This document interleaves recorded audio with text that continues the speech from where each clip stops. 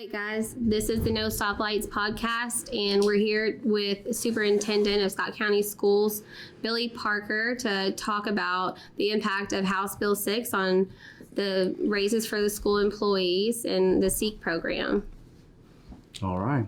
So and we have Kevin Kidwell here as well, former chair of the Scott County School Board. And we're going to kind of give them the floor and explain this for anybody who's not heard about it or needs to know about it, interested in it.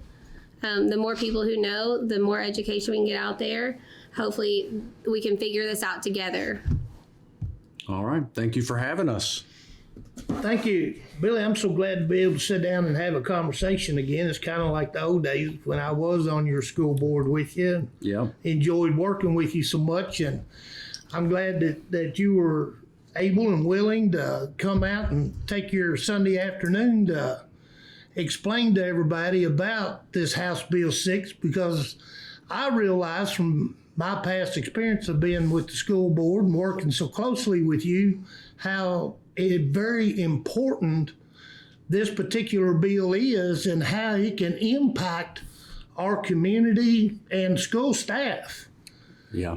So, Billy, I'll just let you take off. Sure. So the first thing I would say is it is, what is today, February 8th? Yes, 18th. It's February 18th. So the information we're discussing is specific to how that bill stood on February 18th, because the way these things work, they can add different pieces to it and it can change over time. So that is an important piece to start out with. So really why did I feel the need to start trying to put this information out there? I was at an event about a week or so ago, and at the event, it seemed like there was the governor got up and spoke and said some things. He spoke about his proposed budget and a percentage of a raise that might be a part of his thoughts. And then we've seen also too with in House Bill 6, you'll see 4% proposed increase to the guaranteed SEEK basis. Also, there's just a lot of numbers flying around. After the event I was at, I had people from our local community come up and they said, look, what does all this mean? I have no clue what this means for us. And when I took about 15 minutes to explain to them, they were kind of blown away at how little we would be able to provide specifically in the area of school employee raises. So that's the big reason to talk about House Bill 6. Some great things about House Bill 6. It does a lot of things as far as the pension program. The pension program is one that, I've heard people in the community sometimes say, well, welcome to the real world. In the private sector, it's, they don't have pensions. Well, but the reality is a lot of people got into education knowing that the salaries wouldn't be there over time because on the end, the pension was there. And so that's security. Yeah, that's been a promise that a lot of educators feel like, look, that was what got us in the door here. And then to yank that out from under us at the end would be unfair. Full day kindergarten is something that we had not gotten funding for until the last couple of years. And so that would maintain in this budget. And we're very appreciative of that.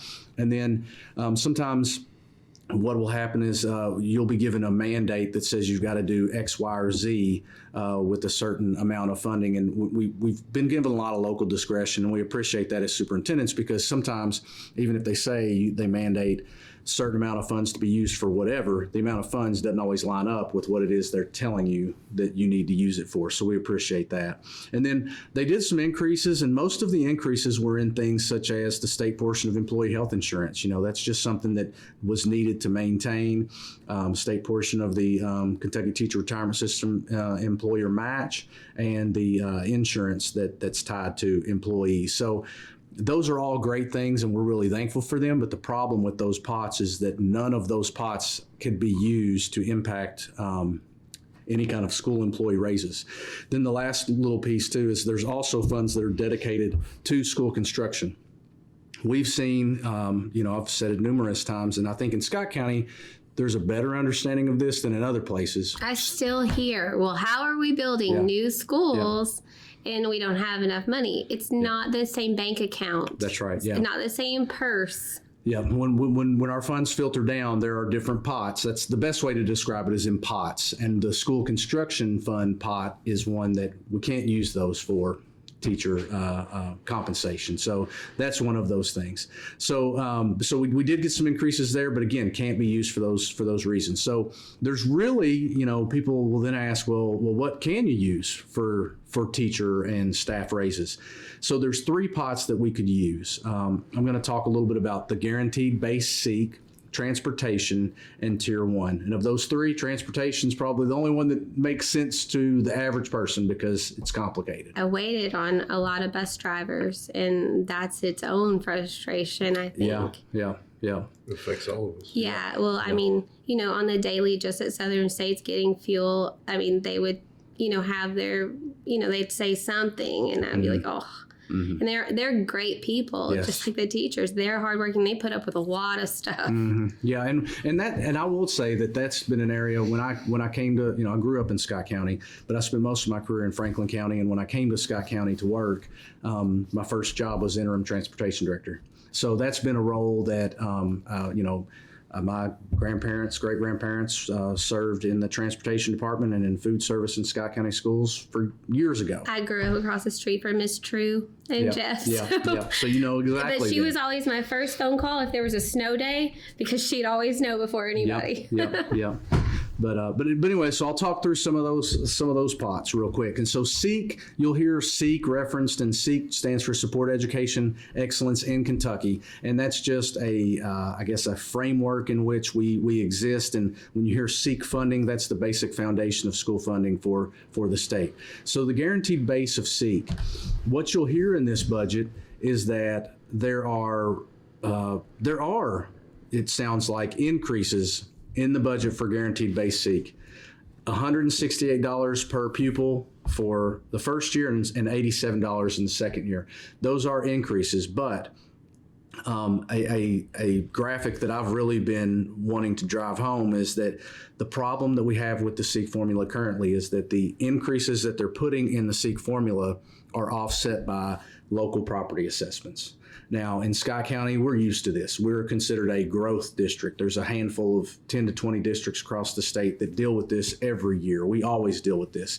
But now what we're seeing out of the 171 school districts across the state, almost all are dealing with the fact that the assessment growth in their local communities are outpacing it to where they're not seeing an impact.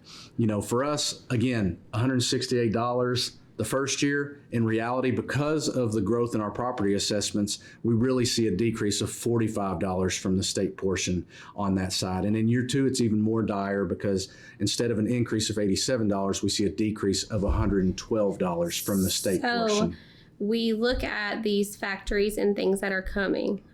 I guess I'm trying to dumb it down a little for us. Mm-hmm. And we think, well, this is a great opportunity for employment in our community.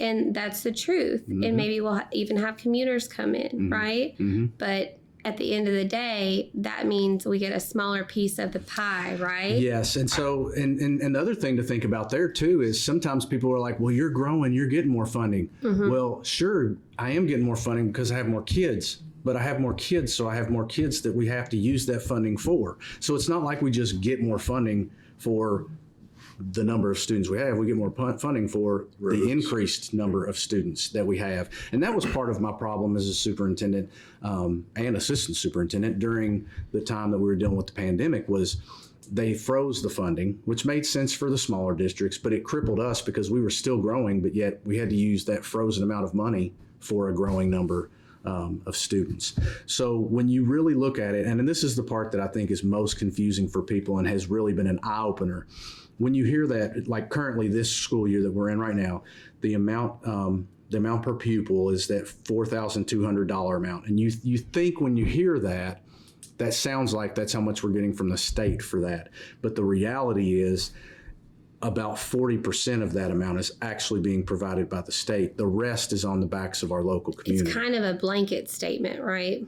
Yeah, it's kind of, and it's not wrong when they say it is $4,200 per pupil, but what most people don't understand is that local offset piece that factors into It's that like amount. a contingent on this. Yeah, moment. it's 4,200, but everybody's local piece is impacted by whatever their property assessment values are. So then when you look at that and you look at, okay, well, it's an increase of $168, but then when you factor in what our property assessments are for the next school year, because again, that work's already been done, it's always kind of running a year behind, that portion continues to where our local piece is even more than the 60%. I think it's like 62% of the total pie. And then the year two is even further. I believe it's 64%, that final year of the budget. So, and that's one of the things that I try to make sure too, because some people, again, they're like, oh, Scott County, you all got industry and all kinds of things in your community, and they don't feel like maybe it's hitting us. And I will be first to say some of the things that are hitting us aren't hitting us like it is hitting other communities. And but when you look at it across the state, you can see for sure that no matter where you are, the average is that the local share of SEEK is now 54% of that total piece. And it's gone up significantly over time, from being kind of in the mid 30, 34, 35% range being from the local share. Now it's up to around 54% statewide. Again, for us, it's 60 and would be over if we continue down that path. And so here's the other thing too. I don't want to forget about the fact that we did raise our tax rates, and I know that that's something that people are mindful of. And so we do have a 5% raise for our staff coming. But again, that's the local community that is a part of, that's who's funding it. So this conversation is about the state side of things, because while we're okay with that aspect coming from the local level, there's other communities that they don't have. And when you say the local level, you mean like just the average dad going to Toyota and he's paying his taxes on that level at a county-wide level. And we need help above the citizen that lives here. Yeah. We need help from a state level. We need monies. We need assistance that's not coming out of that home, because people are having problems just buying groceries. Yes. And one of the things that I talk about, when I get there, I'll talk about what this budget does mean for us. But we're, again, we're not talking about groceries, but we do have inflationary factors that have hit us. Right. Fuel prices, all the things with trying to provide busing, everything. We're seeing those rate increases just like everybody else is. But these pots that I'm talking about that we could use for employee compensation, those are the same pots that I would be using to deal with our inflationary stuff that we're dealing with. Yeah, I guess my point is that those teachers, most of them live here. And so this really does affect them and their dinner at night. Yeah. Is it lean cuisine or is it Cracker Barrel? And here's the other thing too. I'll be the first to tell you, we've lost teachers to a neighboring district too. Right. And so I think that people underestimate, we've got more educators in this community than I think people think about. Because how many educators do we have in Scott County? Well, if you're talking just teachers, we got over 700, probably around 750. Do you have how many are in county versus commute? I'm sure. I could get that for you. But our majority, I guess, is what I'm saying. Yes, you are correct. The majority are here. That is correct. We have students graduate who come back here because it's home and they want to give back to where they started, right? Yep. I thought that we were one of those counties who retains locals. Well, we have. We do. Yeah, okay. Yeah. And we hope that stays that way. Yeah. Well, for sure. They're more invested. That's right. The other pot, two more pots to talk about. Transportation is that's the simplest pot to discuss. There's a formula that is, no one's ever argued the formula and said there's problems with the formula, but essentially there's a formula that factors in how much you transport kids, all the different things, and it just spits out how much you should get, how much it costs you to fund your transportation program. For us, right now, we're at about $5.6 million is what it would take to fund us completely. Now, we're not getting that full amount. We're only provided this current year, we're getting about 69% of that money to fund it. So the rest has to come. We just have to eat that internally. You've got to find it. That's right. That's right. And so that's the one thing that's really good with this budget is it builds towards getting to 100% funding, which we really haven't been. I mean, since the early 2000s is the last time I'm aware of that we were at full funding for that. So year one of that budget would be funded at $80,000, and year two of that budget would be funded at $100,000. Now, again, it says transportation. But if we're talking, again, using every dime that we would get from the state towards employee compensation, this would be money that we, are we going to use it for transportation, or are we going to use it for raises, otherwise? So it's for us, it's sizable. It's around $625,000 the first year, and it'd be a little over $1.1 million the second And we're year. growing. We're getting 24 new homes built down here. Yeah. And I mean, that's just in stamping ground. Yeah. That's major. But like, there's new subdivisions every day. So we're going to need more buses, more employees. That's right. And the other thing that people again, growth districts understand this is we're always 1 year behind because you have to demonstrate the growth before you get funding for it. Right. So that first year of that growth, you're just having to deal with the costs of that because you haven't demonstrated that you have the growth. Yeah, you've got to show why do you need more. So once you've shown why you needed more, Like a show your work moment. yeah, but for a year you've had to figure it out. Get it by. Yeah. So you're always battling that piece. Limp by. Limp by, yeah. Now the last pot is what's called tier 1 funding, and that's confusing even for superintendents. But the biggest piece to that is just to know that it's grounded in a great place because it is a aspect of the funding that's there to try and make sure that the haves and the have-nots, there's some equity there. So with tier 1 funding, we might get a certain amount, but a county, let's just say such as McCreary County, would get likely a larger proportion because there's less assessment growth in that community and there's less economic opportunities there. And I'm 100% for that. I think that's great. That's the thing about the SEEK formula that's appreciated is that's why it's there. They saw the disparity that existed between districts. So there are pros to this. There are pros to the funding system. Right. But again, when I look at the tier 1 funding for us, the first year we get just under $700,000 for that. But then that second year we'd only get around $250,000. So that's an issue there because We're growing. Cost of living fluctuation, right? I can't use all $600,000 of that knowing that it's not going to be there the next year because raises are recurring costs. They're not one-time deals. So I can't use a pot of funds for recurring costs that's not going to be there. So really, I can only use about $250,000 out of that pot towards. Yeah, that's what's next year. Yeah, well, you don't even know what year 3 is going to be. So That's right. That's right. Yeah. For us, every district is different. But for Scott County Schools, currently a 1% raise costs $600,000 roughly. So for if we wanted to increase employee compensation by that sounds so small, but then you think that's over $500,000. It's a lot of money. And some people it would, used to be. Yeah, and some people would argue it sounds big too. I mean, it's not nothing for him to have to come up with if he had to. Well, you got to put us in there. Yeah. Again, it's a complex formula. You've got to look at the property assessment growth and how that factors in. And the more you've got, it offsets the base SEEK funding that you get. It's complex, but really the biggest piece that I want everybody to understand is when I look at what House Bill 6 would do for us, I can look at it, and if I used every dime, again, if I did not take into account the fact that buses cost more than they ever have cost, fuel is higher, all those things, if we put every dime towards it, it'd be a 2% raise, would be all that the state portion would fund for next school year, and then a 0% raise for the second year. Thank God we have an awesome bus garage with awesome mechanics, right? Yeah, it is. I mean it. We have, I will say, one of the things you mentioned was that this is complicated. It's hard for the average person to understand this.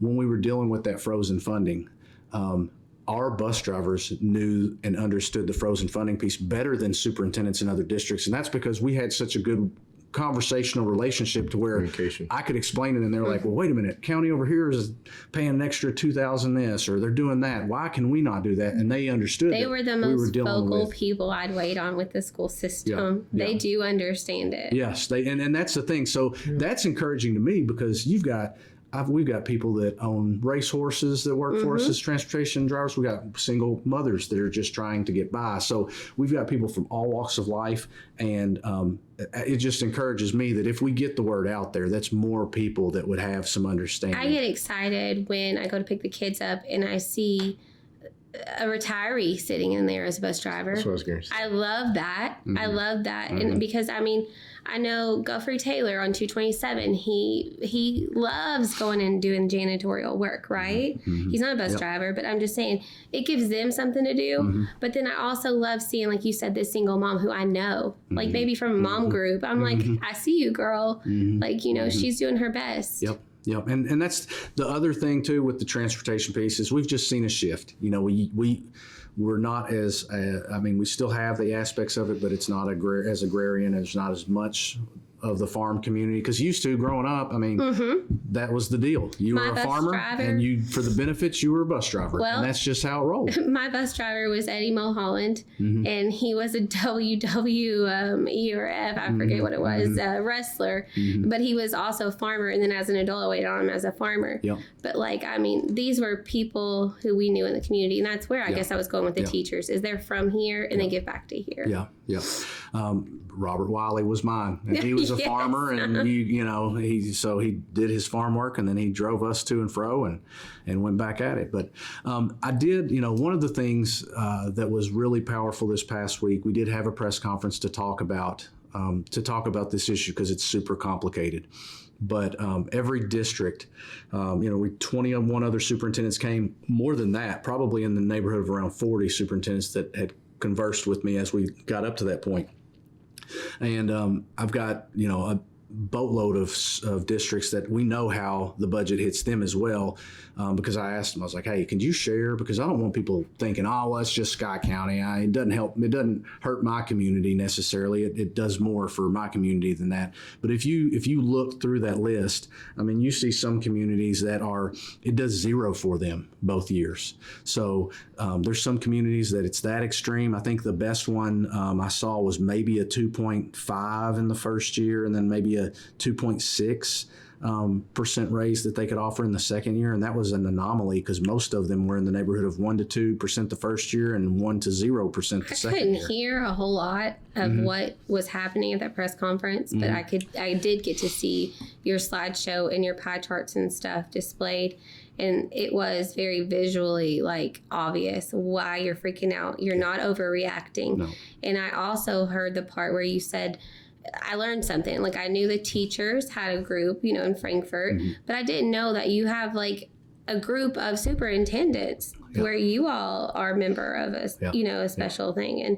And I thought you said there were 22 of you all there. So this isn't just Scott County saying, oh my gosh, we're affected. No, you have a whole group of superintendents that are severely concerned about this. And that's kind of, again, like I told you, our local community has been great. We are incredibly thankful of our local community for what we're going to be able to do next year with that 5% that we know is coming. But again, we're the only district I know of that did that in the entire state. So everybody else is simply waiting for what this budget will provide. There are worst case scenarios, is what you're saying? Yes, by and large. And most of them are that kind of that scenario where, and my other fear too is that other districts might feel compelled to have to ask more of their local communities. And then there's some districts that their local communities don't have it to That's give. what I'm saying, off the backs of their citizens, and they don't have it. Yeah. That 2.4% that you're talking about, is that just, are they that far? That's Mount Sterling, right? Yeah. So are they that much farther behind them? Is that why it looks so much larger? No, because remember we talked about 3 pots. Okay. It could be that in their assessment growth, because their assessment growth maybe isn't as much as ours, they get more there. Or it could be that it's a district that's really got some really long bus routes, and they've got a lot of cost tied to transportation. And so you could have a situation where your transportation costs and money that you might might get is up here, and your maybe what it costs to do a 1% raise is smaller to where it all We don't have translates as many out. schools. Or, Well, yeah, and then yeah. when he says that they're longer bus routes and stuff, the cost of fuel Yep, fluctuation. so every one of them's basically looked on, upon their own. And that's why it's so difficult for us because that we're also trying. complicates it even more. Yes. Yeah, when you because go it through is that. such a blanket statement when everybody's made differently. It's not as simple as I'm going to give everybody 2.5. No. If, Don't- yeah, and that's the thing too is if we don't communicate this, then what happens is someone says, well, you said it's this, but for our community it's that. You're lying. No, I'm not lying. It hits us all different. No, and I so think we're trying to spend a lot of time. Well, really your pie explaining chart it. shows it sounds like this. Yeah. This is what it is. That's why I was Yeah. like, if you're not an audio learner or audible learner, you can be visual in that. When I couldn't hear you, said so much. Yeah. Yeah, the pie charts are very Simplified. Eye-opening. Yes. Yeah. the way this works. The thing that we looked at too that helps demonstrate that we're not surprised it doesn't do a whole lot is when you look across the state at those three buckets, the guaranteed seek base bucket, the tier 1 bucket, and the transportation bucket. When you look at those three and what they're providing from the current budget to the proposed budget, House Bill 6, it's an overall decrease in those three pots collectively of $42 million. And so it's hard to say, that you would think you'd be able to do some sort of impactful raises across the state when that's what you're seeing. Now, I will say that what you'll hear is, well, that's because student enrollment or student attendance numbers are down. So if the student attendance numbers are down, it doesn't cost as much to do that. Well, but the problem is you'll see attendance numbers down by maybe 1%, but the decrease is down by 2%. So it doesn't always add up that way either. And the other thing is, think about it this way. We're funded based on attendance rate. So if students come to school, we get that funding. We all know now, unfortunately, COVID's one more excuse for people to not come to school. We're seeing sometimes where maybe it's cold, maybe it's flu, maybe it's COVID, whatever. Some people want to be cautious and not want to get others ill, whatever. It's one more reason for people to maybe not come. We've also seen where, to some degree, maybe people are apathetic a little bit and just aren't as apt to want to come. So even though that's not everybody, when you look at it, it's impacted our attendance rates by. There's a majority because our attendance wouldn't look the way it is. Well, I mean, we closed school Friday for it. Yeah. Do what? We closed school Friday. Over. Right, for illness. That's correct. Yeah. And So that hurts us too. There are so many moving parts to this. Like, thank God we have you, because I think a lot of people would be like, I don't know, I'm not doing this. well, We need to hire somebody. I need an assistant. I think it is. It's easy for people to sometimes, I think, feel hopeless and that Overwhelmed, I think. and that to come into your thought process. But at the end of the day, I think what we have currently is we've got everybody wants Kentucky's children to be able to be successful and make this Commonwealth greater. It's just there's a vast difference of opinion on what that will take to get there right now. So, but again, the big thing for us is I've shared what this budget does for us. I will say this, and this is it really hurt. It hurt to see in the budget where typically it should be just talking about what is the funding for, that specific time was taken to mention specifically that, oh, by the way, if school districts don't do better with hiring and they don't have adequate staff, you can be merged, you can be shut down, you can be closed. Though, we already knew that exists. Why throw that in there? It just that when you see that statement, it almost too makes you think, well, if they're putting that in there, they must be a boatload of cash in here for you to raise teacher pay, But so again, one of the reasons I bring that out, but at the end of the day, it does. If we want to see significant improvements in hiring, we've got to have some investment, some significant investment there, And not just on the community. Right. That's right. No, and that's what I see. Right. Is as it stands right now, your community are the ones that's carrying the water in the Basically, situation. they're paying 60%. I right? have had 3 phone calls with Kevin, and I told him, I was like, I know these are redundant, but I need you to help me understand on the most simplistic level that you can. like what we can do, where the problem is, like who is being like overpaid. Is that the problem? Like, you know, I had those like general pop questions that I know other moms have. But then I also like had conversations with people who aren't, you know, they're empty nesters, I guess is what I should say. I mean, they're still parents, but they think that this isn't going to affect them. But you specifically said on the backs of the citizens. And like, it is them. It's them too. They're employed within this county, or they live in this county, you know?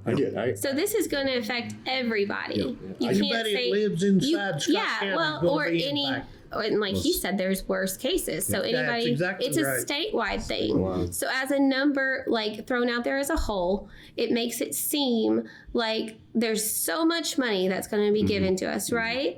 But then when we talk about, you know, districts and like counties by themselves, everybody's built different. And so some places it's really going to help. And then other places they're like us, like, we got to come up with that. And when I say we got to come up with it, those citizens on the backs, right? Sorry, I'm like reiterating this. But I know there's a mom listening to this and they're like, I need like, you know, cram it down. And that's what, and I've mentioned this in the press conference. I've mentioned it at several other speaking engagements as well. We live in a world where if you can't condense it down to a soundbite, you've already lost. Right. And I can't condense this down to a soundbite. I mean, this is too complicated. I mean, you've seen there's things where you're wanting to ask questions to get a better understanding of it. And so you've got Kevin will say, I've said, listen. And I'm like, that's like me telling you, like, and I mean, he's a farmer, so this is a bad example, but like moisture content on corn needs to be this, or your grain bin's going to flip and explode.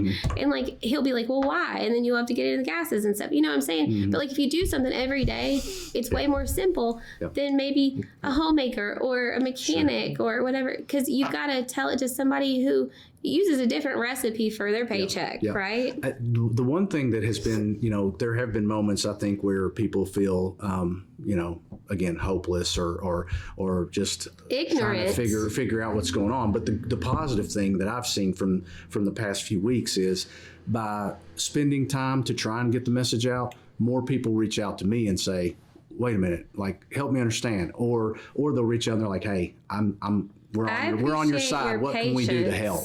Well, that's what I was going to ask you. I don't know if this is the part that we need to be talking about, but what can we do? What can people do? Can they call their representative? I don't know that Billy would even have an answer. That's why we're talking about this. We need to get out there so that everybody can work together to get an answer for this, right? How can I help you besides give you my money in taxes? Right. I think, we don't have to give in some places. Well, I think that, you know, we're seeing this as an opportunity to communicate to the community and say, hey, this is the situation. The average then citizen. Once people understand it, by and large, most people are like, whoa, that's how it is. It is a whoa. and so then I think any way that anybody could articulate to their legislators how they feel about it, or like, hey, don't forget about this here, or we've come to understand that there's not really pots to address teacher compensation. Could you look at some ideas to maybe fix that? I think that the more our legislators were to understand that our community is behind this, I think there would be more opportunities for action. And that's something that, again, we've spent the first half of the session as superintendents talking to legislators to try and make sure they understood. Some would say they all understand completely, but then I've heard other stories in other counties where I don't know that that's necessarily everybody. I mean, it's going to take the right people to invest their energy, their time, maybe even their unpaid time to figure this out. Yeah, it's one go ahead. You know, I'm sitting here thinking, not only does this affect the average person, but this is going to affect the big business too. Because the big business is going to get taxed harder now, and they're probably not going to be able to give their employees raises. Well, that's what Billy and I said. Remember me telling me, I was like, this doesn't need to come at the cost of the employee either. Yeah. So the citizen or the employee. I mean, do we need grants? Well, I mean, like what we do. We need state money, like right? When I call and ask my state representative or whoever, like what grants? I don't know that grants. Tax breaks? Well, I mean, no. I think again, it's a could you look at The how same- overall the budget, look at the formula. overall budget, and one of the things that we're coming to understand is the opportunity to provide employee raises for school employees is just not in this budget. Could you look at a way to make that happen? Because the thing I'm trying to be careful of too, and we all are as superintendents, is we're not trying to be abrasive. We're not trying to be combative, but we are trying to make sure everybody understands how this you hits. want retention. You don't want to have to look for first years or whoever we can get. We want who we have. Well, so, that's what was kind of interesting was while we were preparing for the press conference, a legislative research commission, which works out of Frankfort, a bipartisan kind of group that just shares information. Across the aisle. Yeah. They provided information about teacher retention in a publication that came right at this time. And so I've looked at different graphics and information included in there. And one of the two pieces of that really jump out at me that speak to the fact that we're at a dark spot. I told Kevin it's a Ric Flair. Woo! Yeah. Do you remember him? Yeah. So yes, I feel like Nature Boy too right now because it is. It's not. I mean, that's where I went. Yeah. It's so much. We have seen let's just go back 10 years. 10 years ago, as an HR director, if across your entire district, if you had 5 employees across your entire district that were what's called emergency certified, you would think that's a lot. 5 in 1 year was a lot. Emergency certification means they didn't go to school at all to be a teacher. They have a bachelor's in something, but then you can apply for an emergency certification. And what that basically means is just like, hey, it's an emergency. We have that in Stamping Ground. Well, so across the district, like I said, 10 years ago, 5 people in the entire district to be in that would be a big deal. We will have board meetings in which we approve 13 in 1 month. I drove through the school pickup line. I will never forget. And I saw a girl I graduated high school with. I called Kevin and I was like, well, this is after I called my best friend. I was like, is she a teacher? I'm like, she didn't go to school for a teacher. And then it wasn't because I wanted her to not be one, right? Sure. I'm like, what did I miss?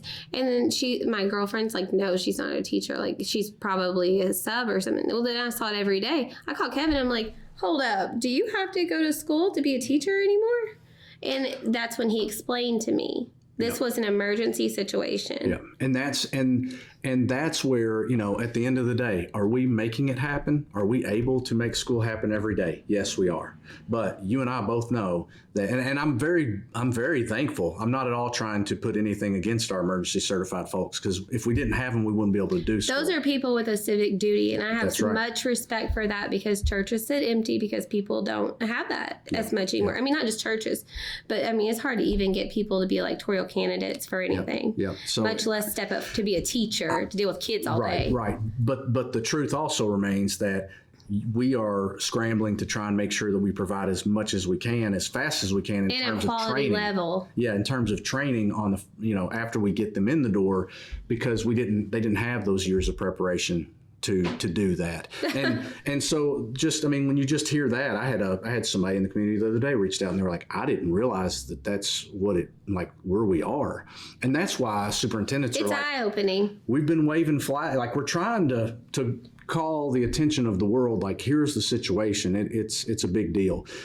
So that was one piece, is that from 2019 to 2023, we went from 500 emergency certified people across the state to over 1,000. So a double in that number. Well, I think that was what our last podcast, I believe it was the last one, with Wiley Messer and Kevin, the Grow a Teacher program, to try to prevent needing people to come back, in this emergency situation, but instead go directly from high school and then come back with that teaching certification. And correct. And part of that program was, let's say they took they did the teacher preparation program in high school. Then maybe they get to college and they think about doing something totally different. Well, then maybe they get out with that bachelor's in something totally different. And then they decide maybe, hey, they've got the need, and then come back. Well, if they came back to us as an emergency certified teacher at that point, at least they had that basic knowledge that we provided those years ago. So yeah, it's a positive there. The other thing that I think was something that came out from that report was principals will submit a survey that just says what are the types of qualities of applicants that you're getting. And so an example that I've been using is this one. In 2019, high school principals were surveyed, and on the topic of math candidates, we all know how important math is, and there's been this push for us to do better. Well, in 2019, 55% of principals said that they had no satisfactory applicants for math positions. 55% of principals. Now in 2023, last year when the survey was completed that they just reported on, it was up to around 68, 69%. So it's not that I'm sitting here saying, oh my gosh, we're at 69%. I'm saying we were already at 55% before the pandemic. So it's been an issue. I think that that specifically hits home with us. I was going to say, we're going to talk later. Yeah. No, but there is a positive side to what we have to say later. But like the math thing, I know that the way that the kids learn today isn't the way that you and I learned. Right. Like, all the way down to how they divide, right? The little house, make the house and show your work moment. But like, we have talked with the way they're learning. Okay, the teacher who, I don't know, she comes in, I feel like she's a floating teacher. She's actually for math, right? Okay. Is that probably? It sounds like you're talking about an interventionist, someone who comes in and provides additional support to students. On top of that. Yes. So is that because like the survey that you're talking about with the math teachers with the principal, is that because maybe that's not that teacher's strong point, so we've hired somebody, or is it just because they need extra help? I'm saying that with that piece of the survey, it's the principal's thinking about, I had a math position open. I put out a posting for that. I looked at the applicants. In 2019, 55% of principals said I had no applicants or no qualified applicants. Okay, so it's not who's already there. It's applicants. It's applicants for open positions. Okay. But you're going to fill those positions, whether they are social studies teachers or gym teachers. That's where I was getting. Yeah, that's where I was so headed. the point being, like in 2023, when 69% of principals said they didn't have either a quality applicant or no applicants at all. Or that wasn't their major or strong point, right? They still had to fill that position. That's where I was getting at. Yes. So that's the thing too, is that, there's the immediate needs of trying to keep people in the profession, but then there's also the need that we've got to make the profession look like something that a person would say. I didn't know if maybe my child's teacher, math wasn't her strong point. That's what I was trying to ask. And maybe this other person was hired because it was. And that's a good question. Sorry, I'm glad you brought that up. Okay. Yeah, no, so yeah, the teacher that comes in, and actually too, that's something that if we had more opportunities, we would have what's called like teacher coach positions that are to come in to help to teach. That's it. That's their strongest quality. Maybe that math or the English. There is legislation out there for a numeracy kind of program. But again, the problem with that program is that it doesn't include the funding. I don't think right now it includes the funding to support what we would need to fully implement it. But I know in a factory set, if you have something that somebody doesn't want to do, you tend to pay more. So are we going to have to pay our math teachers more? Well, so is that something? I'm glad you. So that's a topic that I run into that difficulty now with career and tech ed.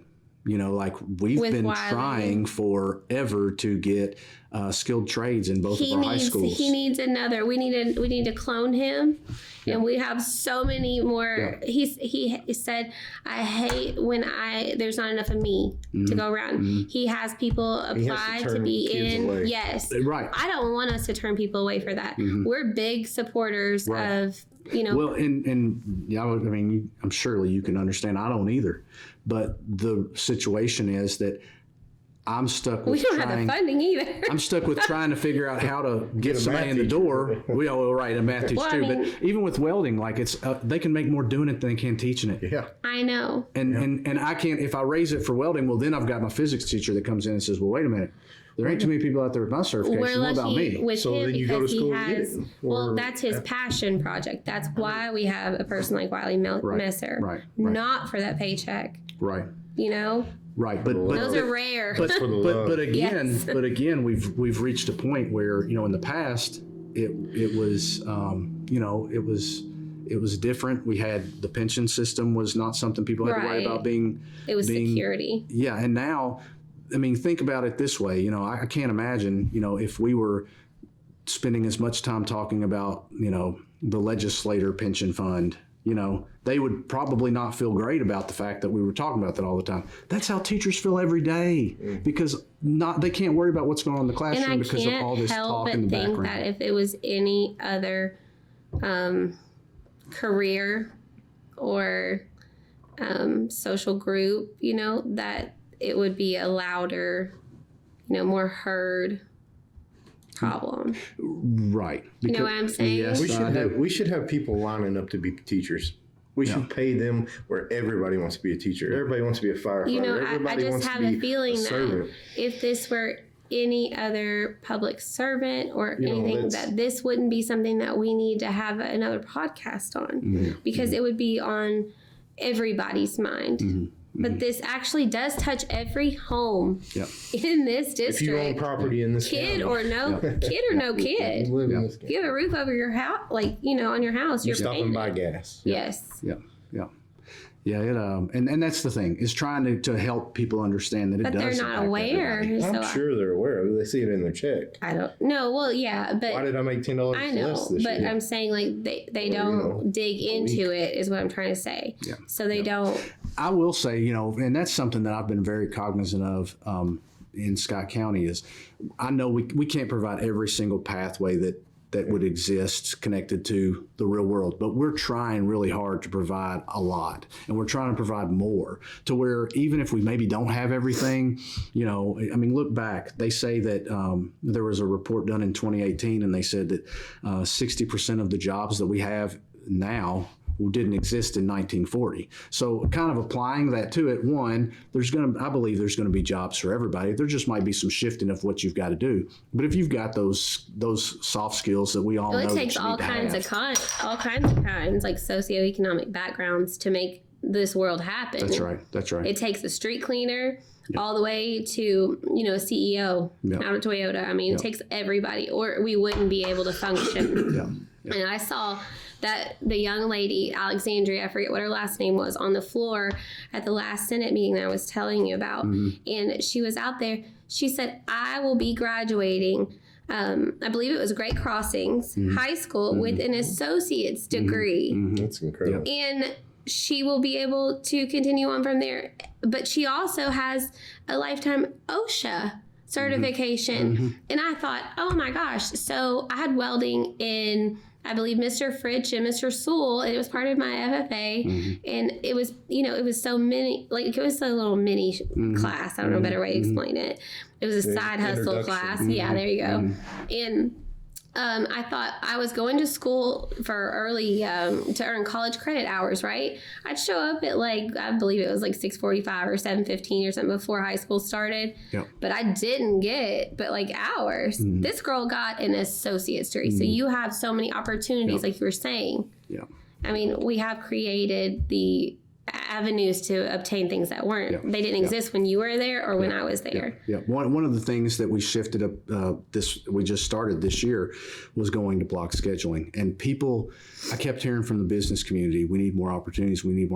They didn't understand how the structure of a 6-period day made that impossible. Kids had to have time in their schedule. And by doing block scheduling, we've got kids can get, up to 8 classes versus up to 6 per year. That builds in, once you get past the minimum expectations, now kids can be a band kid and maybe do welding. They can do multiple things. It's exactly what you're saying. Like when you and I went, it was more cookie cutter. Everybody will be this. You will have this many classes and you will end with this many credits. Now I saw her and I was like, oh my, like if that's what happened in I graduated 06 and here we are, like I can't imagine what our kids are going to have at their fingertips if we can keep it all together. We've I know Wiley was here and spoke about his area. I believe I remember him talking about the Hancocks and what they provide with their information technology. I mean, people don't know. Oh, yes. Legit, that information technology department at Great Crossing High School, and I'm not exaggerating, is it's the only one in the world, not in the country, in the world that has that collection of resources available to students. Their local businesses are outsourcing their overflow that they can't handle to our school. So that's the other thing too. It's hard for, we're trying to get the word out on all the things we're doing, but I just learned about them. There's labor laws. Yeah. But it also takes people like that, like those teachers specifically, because I know that when we were throwing a community event, they were there after hours. Yep. And that's the kind of thing that, for me, I'm thinking about what our asks are in terms of, what is it that we're wanting from the state. Well, that's integrity that they do that. Can I ask you a question? Have you talked to our state representatives, or have you talked to Andy personally, met with him? Yeah, I have not spoken with the governor, but I have spoken with Pratt and with Thayer and with Representative Stevenson directly. And, I believe that our elected officials have a better grasp, I guess, of what this bill will provide. I trust that they're doing all they can do. I think that Pratt would specifically feel it because he's married to a teacher, so I think he may have a he certainly hears about it. There you go. Yeah, that's what I'm getting at. Yeah. What is it? Better to have a nagging wife? I had a conversation with him actually Friday, and because I expressed, hey, here's a copy like we talked about. You couldn't hear one version that was put out there of the press conference, so we put out our own, and I sent it to him and said, hey, I hope you can see I'm not trying to put you all in a tight spot, but I am trying to make sure everybody understands the spot that we're in. And he understands that, and he understands that I'm trying to be very careful with how we frame it so that, it doesn't appear, again, abrasive or combative in any way. I feel like Andy has to also feel this, like not on a political level, but he's a dad with young kids, and so he has a personal investment as well, just like we were talking about with Pratt. Yeah, to where this personally affects him as well. I would think the situation seems incredibly divided along party lines, maybe, and so I don't know how much this should be a bipartisan issue. I don't know. I think you've got people with differing thoughts on what needs to be the path forward. So again, I would just say any help that anybody in the community can do to say, hey, help us find a way to do more state funding for teacher compensation. That's what I tried to say when we introduced, right? Yeah. I don't care what you are. Yeah. Like what you vote is between you and God in that booth, right? Yeah. Like you can have opinions. You have to agree to disagree. Sometimes this is like for the welfare of our community at the end of the day. Right. And that's how I see this. And that's why, again, I could just very easily sit here on my hands and we're doing a 5% and we'll do a little bit more based on what the state provides. But day you live here and you pay taxes. But that's not the right thing to do. Knowing the position that we're in. I believe we're at a tipping point. We've talked about this. What happens if we do come up short? Let's say you do give the 5%. I would love to know. What happens second year you're not getting that money? Even if you say we don't know. I know you said closing or. Well, yeah, I don't see that. We fall short. Yeah, is the government going to step in and take over? Look at what's happening in other states. Like Flint, Michigan. You've got situations where you've got educators that are organizing, and I just don't want to see that. Right. I mean, for me, I don't want to see that, and I think there's some legislators that don't want to see that either. So. I want us to get to a solution more amicably in a way that where we can all feel good about the situation and it doesn't create a situation, because there's no positive that comes from a image of your kindergarten teacher angry faced picketing. Well, at the end of the day, the one that ends up suffering is the ones that we all try to protect so much, which is the children. Yeah. Yeah. But at the same time, you got to protect the ones that are teaching those children, and they got to be able to survive whatever economic climate they happen to be in at that particular year. Without the teachers, our kids are not going to be our future. And whether or not you think this affects you or not, when you're old, and you need Your somebody to doctor? wipe your butt, are you going to have somebody there that's qualified to run an IV, wipe your butt? Those are my kids. That's that generation. Yeah. Even if, and even if there's people in our community that maybe their kids are homeschooled or private school or whatever, at the end of the day, public school kids are still going to be a part of their existence, because, like you said, because they make up the biggest chunk of the world. Right, and I think that is the worst thing I've heard as well. It doesn't affect me. I have heard that so many times, and you just eventually you're like, okay, okay. You kind of caught me off guard, because what I was expecting you to say from my question is be like, well, if we're going to fall short, then we have to pull from another spot. So we can't pick the kids up. You got to walk to school. Yeah. We're going to make this work. The school's going to stay open, but how you get there is on your own. Yeah. That's what I was expecting you to say, but realistically, it makes sense in that aspect. Yeah, but we're already kind of. I mean, that's the world we're living in now. Yeah, you got to rob Peter to pay Paul. As a for instance, a couple of years ago, the state had some grants that were providing intervention teachers for reading and math, and we had received those grants at many of our schools. Well, then they said, hey, we're changing the way that we're doing this grant. It's no longer be for that. It's going to be for this. So our schools were, in some cases, we had 2 staff members at a school that now somebody's going to have to fund. So we ended up at the district level saying, look, we can't pay for this forever, but we'll bridge the gap. We'll pay for these positions for 2 years, so that you can start figuring out how you might be able to pay for them yourself as a school. But that's kind of, again, it's like death by 1,000 cuts. It's like a little swipe here, a little swipe there, and then I'm able to see, because I've been present for all the different cuts, to see. I'm bleeding now. Yeah. It's like we're trying to put a Band-Aid on something that needs a tourniquet. It's a really difficult spot. I think that there's I'm trying to think of a good way to put it. I think there's good intent, right? Behind I hope that there is, there's no malice behind trying to do this, the funding, right? I hope. And the same way I look at, there are positive things, like the kindergarten being paid for. Yeah. I had to stay home because it got to where I got tired of trying to find childcare. And I was only and that's a temporary time in your life when your kids are that age and they can't go to public school.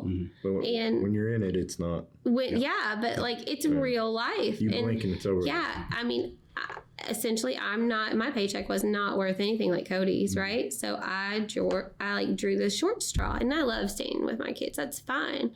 But the thing is that's going to open up opportunities for a lot of people to be able to be employed and have a bigger income within their household, right? Yeah. But that has to be funded. Yeah. Those teachers have to be paid. Yeah.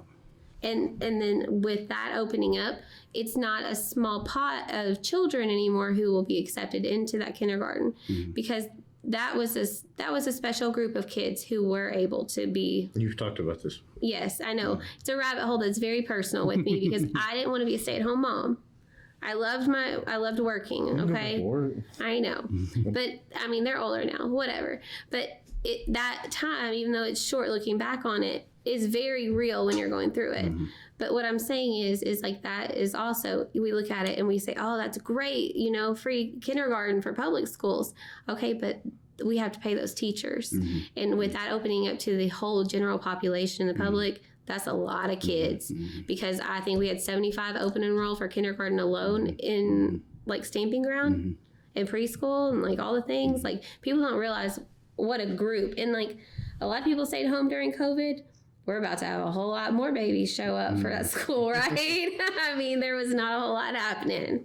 No. So I feel like there are so many well-intended things within this. And that's the whole point, is that sometimes people just need to see it themselves to realize, oh, I didn't realize that's how this will hit your local community. I thought it would hit, I zoned into that because it personally affected me. Maybe somebody else, but then you go digging and you're like, oh, well, we've got to come up with that. Yep. And you all don't have this this pocket full of money that nobody knows about, that everybody's like, oh, they've got money. Yeah. And again, it doesn't exist. If you just keep the funding, if you just keep everything about the funding flat and say, hey, we're just going to make sure we maintain what we've been doing for you, because of our assessment growth, it's going to keep eating away to where we keep getting less and less. So, and as he showed men to go, you was already behind to start with. Yeah. So when you do it this way, you just get further and further and further. The hole gets deeper every day. I had. It looks like we're really going to feel this in 2 years. Yes. Am I right? Yes. We Okay. were real, but the reality, though, and that's why I'm wanting to kind of make sure that the word is out there now, is that we're already feeling it. Last year, superintendents went to legislators and said, we have got to have some help. We are hemorrhaging. We're losing staff. We're having a difficult time filling these positions. And the answer that we were told was, we're not opening the budget, because it was that second year of that last budget. And so with that, there was hope, I think, too, that okay, they weren't going to open the budget, so they know that we're coming with an ask this next year about improving teacher compensation, and so that's the piece too. So it hasn't been like, let's wrap the tourniquet and we'll hold it all in, and now we're kind of just like, it's just undoing itself, and we're going to be stuck with it. From my side of it, from being just a person in a community, or even back when I was on the school board, you might know a little something. It felt like it was always kicking the can down the road for you.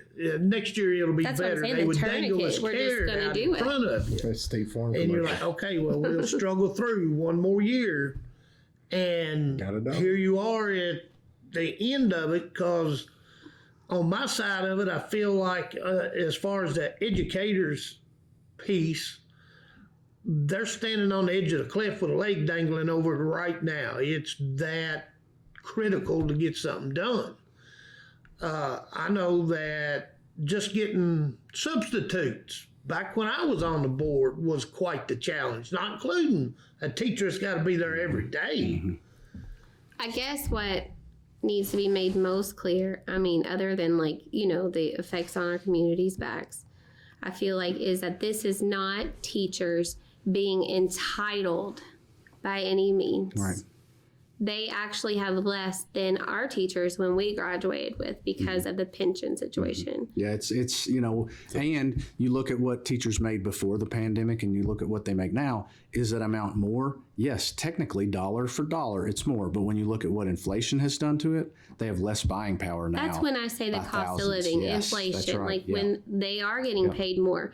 But I also know that when I go buy a watermelon, it's $8.99 for the little sugar baby. And I'm like, what? Where are we buying watermelon at Kroger. You better stop. And then the pre-chopped up, it's a whole nother thing. Oh, we get fancy. But the thing is really, what was that? $5, and we thought that was expensive 5 years ago. Yeah. So, and the one thing that I will say, so at every time I've talked about this, people are like, well, what are you really asking for?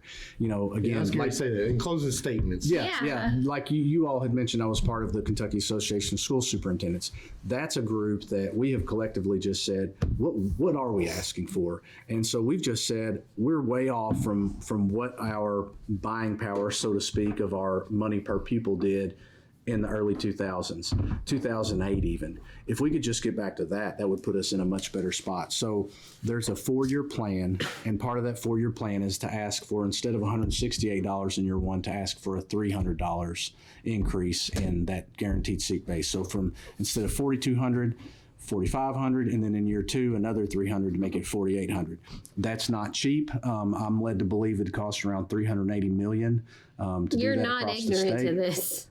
You're aware on a personal level. This is $380 million is just Scott County. No, that's the entire state. The entire state is what I've been shared with from staffers at the LRC. But that only brings you up to what year did you say?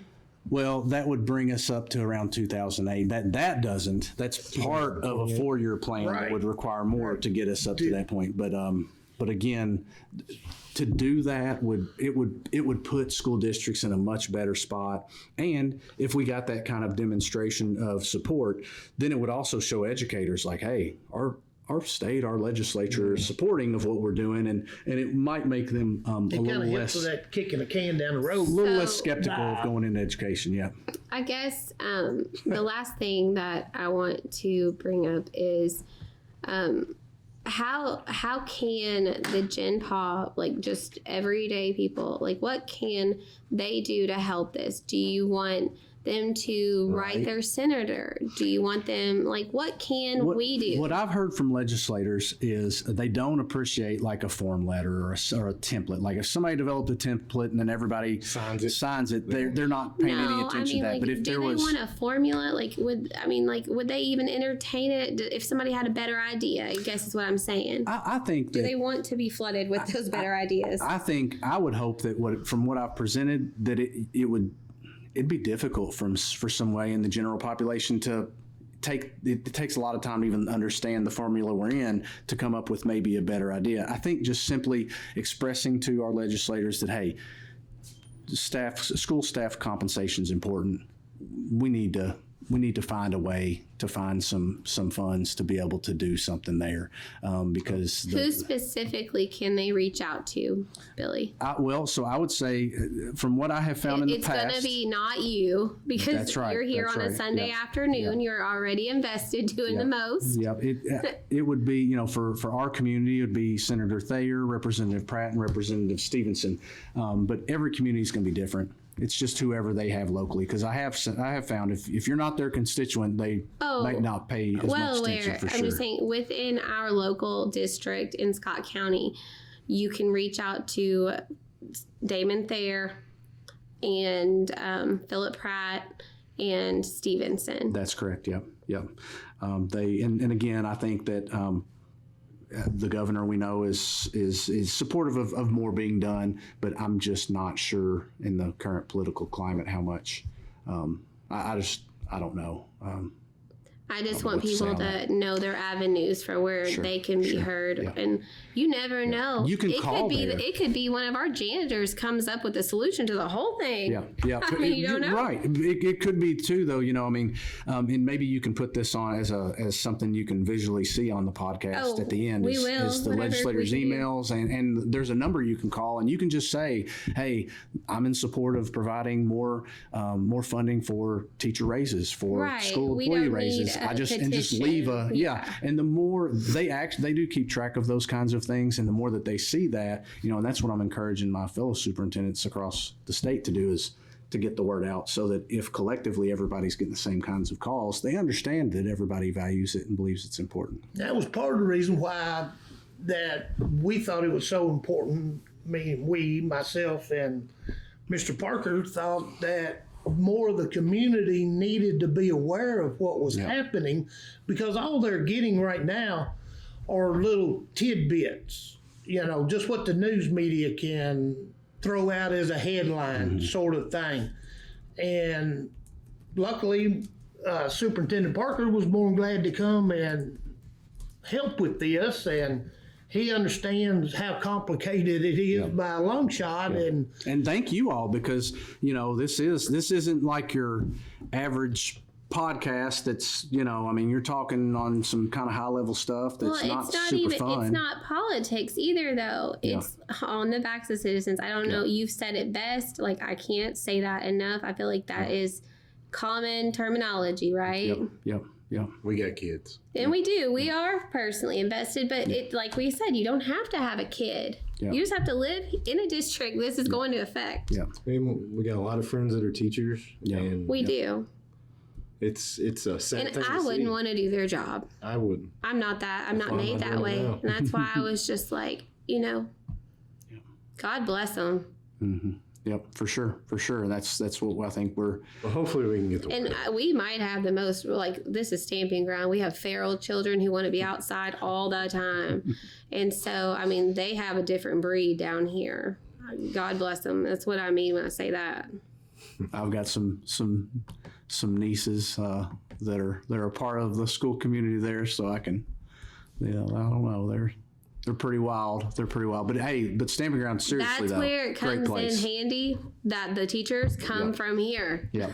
They understand that. Yeah. Well, thank you so much for so- spending your Sunday afternoon with us. Yep. And Hopefully we can if help in some way. hopefully maybe 5 people listen to this. I know it's not Joe Rogan, but it's like real life. This is happening. We need help. And again, this isn't just local. I mean, No. you're hearing Scott County numbers, but this applies to the entire Take state. the time and roll back and look at the slideshow that we have loaded that Billy's prepared for us. And just even if you don't want to listen, if you're not an audible person, do what I did while that press conference that I couldn't hear was happening. I just like pause it and I was like looking at the graphics and I was like visually, that's like, whoa, like Ric Flair. Yeah. Woof. Yeah. You want me to do that later every time you do No. it? Yes, we could do a little gif of it. Yeah. All right. Well, thank you. And thanks, Kevin, for Kevin. also being here again. You're welcome. As much as we can get out to the public, the better. Yep. Yeah, ignorance is not always bliss. So, Y'all go enjoy this Sunday afternoon.